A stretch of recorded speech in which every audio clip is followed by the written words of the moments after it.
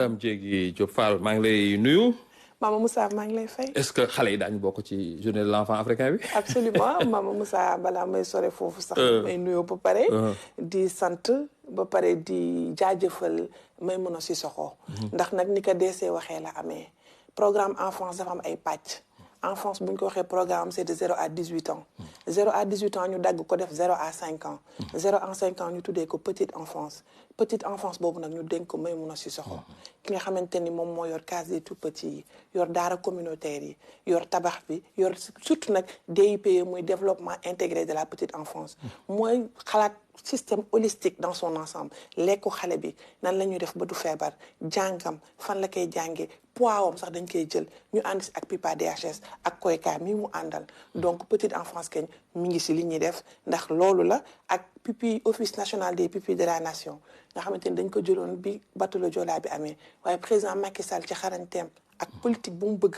ci xale yi mu yokk si képp koo xamante ni da nga am wayjur boo xam ne dafa nekkoon militaire mu génn àdduna mu jël dugal la ci pupille de la nation ba pare di leen topp c'est-à-dire bu ñu leen fayalee ba ñu jàng ba pare dañu seet fan la leen di insérer am ñoo xam wutal nañ leen bourse d'études am ñoo xamante ni topp nañ leen ba fi mu nekk nii dañoo nekk royukaay mu am aussi centre Guindi loolu mooy programme enfance am cellule d'appui pour la protection de l'enfant ak direction bi ma nekk muy la direction de la promotion des droits et de la protection des enfants. Magog loolu moo tax sax tey ñu lay dalal fii moom moo di directrice protection promotion des droits de l'enfant madame Diégui Diop Fall ñëw nag di waxtaan ak ñun ci li nga xam ne moo di journée de l'enfant africain wala sax su ma neexee ma di journée de l'enfant du Sénégal loolu daan ci dellu si léegi ci leeral di fàttali it mi ngi ci ministère bi ñuy wax ministère femme famille ak protection enfant madame Diégui Diop Fall mu mel ni du gulet ñuy amal xew-xew bu mel noonu ci Afrique ak Sénégal. déedéet kontaan naa loolu bi nga recadré waat parce que bu ñu waxee programme enfance dafa am fu mu bokk. fu mu bokk nag mooy ministère de la femme de la famille et de la protection des enfants li nga xamante ni président Macky Sall daf ko dénk docteur Fatou Diané Gueye qui est une fierté pour ñun nag dañ koy wax c'est une de notre génération muy un clin d'œil bu président jox. parce que c'est une intellectuelle ba pare mu yor li nga xam ne mooy njaboot ki yëpp ñun nag ñu nekk programme enfance li nga xamante ni moom la ñu dëgmal ñu tuddee que la journée de l'enfant africain journée de l'enfant africain 1976 la ay xale yoo xamante ni dañ nekkoon Afrique du Sud Soweto marche ni ils ont droit à l'éducation Mama Moussa ñu boom leen rey leen depuis boobu ñu toog Union africaine jàpp benn date statuée ni tous les pays membres de l'Union africaine dañuy fêter ce qu'on appelle la journée de l'enfant africain on ne le fête pas dañ koy commémorer mais lépp lu ñuy commémorer ak xale day am toujours aspect fête parce que on braque les projecteurs sur les enfants et chaque année dafa am thème bu ñuy tànn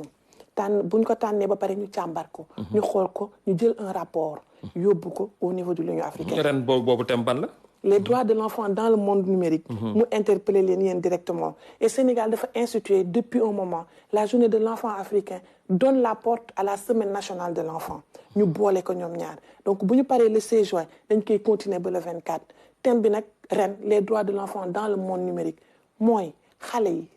ci biir monde numérique bi mu yaatu lool ñu war a xool les politiques publiques ñun nag duñ jafe ci biir Sénégal ndax am na ce qu'on appelle une politique du Sénégal numérique 2016-2035 qui prend qui aligne toutes les orientations stratégiques liées au plan Sénégal émergent jusqu'à 2035 mu am la nga xamante ne c'est la stratégie nationale de cybersécurité SNC mu am loo xamante ne c'est la ligne 116 ministère bi teg ko en place pour lépp loo xamante ni danger la pour xale Mama Moussa journée bi dafay permettre d'abord qu'on donne la parole aux enfants d'abord ñoom ñu mën a wax nan lañ gisee loolu nan lañ gisee le numérique dans son ensemble Internet bi parce qu'ils ont d'abord droit à l'accès à l'Internet c'est la loi mère de 2008 ensuite mu am la protection des données personnelles des enfants nan la ñuy utiliser seen image seeni ay kàddu ak lépp loo xam ne day tax ñu mën leen identifier waaye Mame Moussa day permettre ñu mettre en exergue qu'est-ce que l'État du Sénégal a fait concernant les enfants li laal numérique bi te mu doon lu yaatu ma la ko doon limal léegi waaye ligne 116 bi particulièrement ministère de la famille da ko teg ni fu ñu ñooñu xale ak ci lu mu mënti doon rawatina nag muy internet ak ku mu mën a doon waxuma xale bi kese mais ku yaakaar nga soupçonné ni kii ñi ngi jël données ñi ngi koy fooye ci li nga xam ne internet la te mën na ko jural ëllëg te kooku mën a nekk sunu président war nga mën a woo ligne 116 24 heures sur 24 des marchés ay appel ko langue boo mënta wax rek dinañ ci mën a tontu mën la orienter. ay activités yi ngeen di dëgmal. une semaine lay doon yan activité la. Maama Moussa le 16 Diourbel lañ jëm. ñu ngi jëm Bawol. buñ ko waxee mën nañ ko defoon ndax lu tax. Il y a une politique dégagée par son excellence, Monsieur le Président Macky Sall, qui parle de l'équité territoriale. Au nom de cette équité territoriale, au nom du fait que yow boo juddoo Jolof mbaa nga juddoo Fouta mbaa nga juddoo Casamance mbaa nga juddoo fu mu mënti doon Fongolimbi, tu es un enfant du Sénégal. Moo taxoon l'année dernière defee ko woon Sédhiou. Après ñu dem au nord à Saint-Louis, CDE bi, c'est la Convention des droits de l'enfant bu ñu koy fêté. Ñu ne nag léegi cette année dañu dem au centre. ñu dem seeti waa Bawol. ñu ni gone Bawol kat ñëw nañu fekk si leen lan yi mooy seen mébét lan mooy seen i ay coono loolu mooy le 16 incha allah vendredi fa la ñu defee ouverture bi daal di jël ay prix jox ko ñoo xamante ni dañoo yàgg ci dans l'écosystème de la protection de l'enfant mais au-delà de ces prix xool ci xale yi ndongo daara yaa nga fa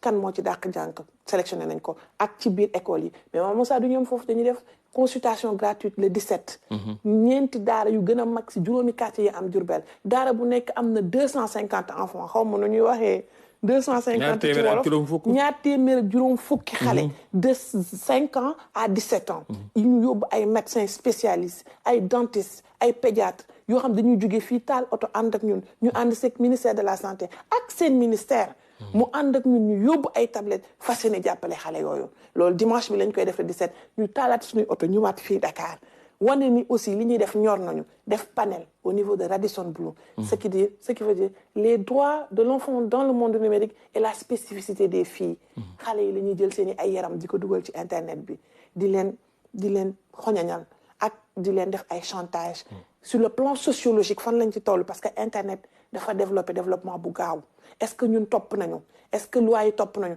mais bu loi yi toppee quels sont les enjeux et les défis loolu la ñuy def ci Radisson bu ñu fa jógee madame le ministre Fatou Diané Gueye nee na dañuy génn bureau yi waat ñu dem SOS village d'enfants foofu nga xamante ni ñooñu xam nañu lan mooy seen renommée mooy topp xale di ko càmbar wut ay jigéen yu leen di topp di leen yar ba xale bi dootul xam ni moomin la foofu la ñuy dem visiter leen bu ñu paree nag ñu tëjee que monument de la Renaissance et c'est pas fortuit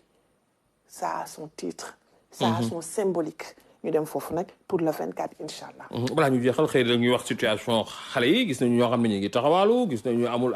extrait de naissance gis nañu ay xale yu ñuy sàkku fan la ñu toll ci situation. damay kontaan si boo ma laajee loolu déjà extrait de naissance bi léegi bi may wax sur le plan holistique DIPE mooy le développement intégré de la protection de l'enfant dafay jël loolu bañ ne ko dañu dem bay former léegi au niveau des villages pour ñu mën a déclarer xale yi bu ñu leen déclarer ba pare léegi nag dañuy toll ci li nga xamante ne loolu moom baaxum xam naa dina ko def le Sénégal numérique dañoo toll si digitalisation ndax gis nañu la xew léegi suñu réew mi bi problème bi amee yu ci bëre lakk nañ ko et ça pose problème maintenant xale yi képp koo xamante ne wax naa la tu es victime de viol ou de violence au-delà de la ligne 116 dafa am politique boo xam ne teg nañ ko leen lay accompagner am na yu fi xewoon ministère dafay yónnee mission ñu xool xale yi ñu xool famille bi nan lañ koy mën a jàppale les enfants en situation de rue le président Macky Sall dafa mettre en place le programme de retrait et de réinsertion des enfants en situation de rue ñu jëlee woon fi 1185 familles nigériennes en 48 heures et sans incidence diplomatique yoo xamante ni